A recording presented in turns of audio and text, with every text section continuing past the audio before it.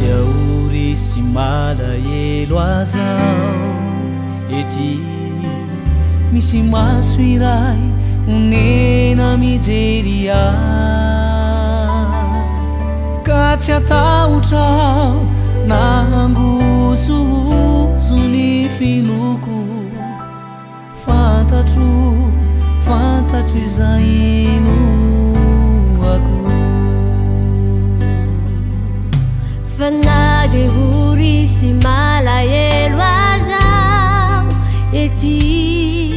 misy maso iray onena mijery ahy ka tsy atahotrao nangozozo ny finoko fantatro izay ino ako mirasaina mely ahy ny fahavalo mikasany anao fahinano sy ampimalo nefa izao mbola atoky an'itreova ny mazaka mitiavany ny tazomany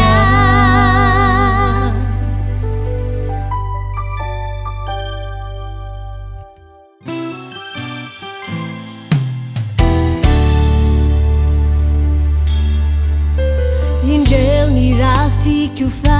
mikendriny aiko fa miaila inoko io no atinaiko eo anilako eo fa tsy midy ify eo amin'ny azo fijaliany aho no mitampify hoy izy hoe satria zany raiketany fitiavany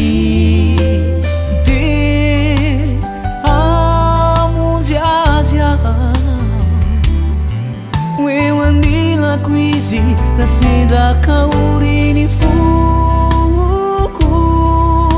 pandresy aho fa fantatro izay ino ako mirasaina mely ahy ny fahavalo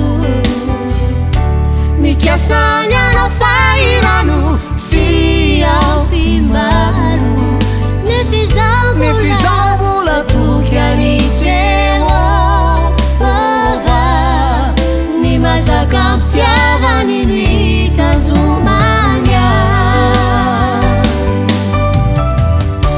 mirasaina mely ahy ny fahavaloko mikasany anao fahinano sy ampimalo nefizao mbola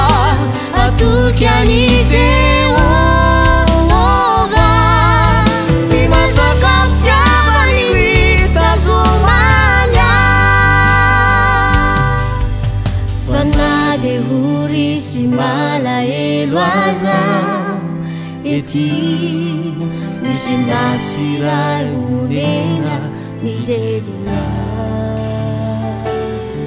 ka tsy atahotrao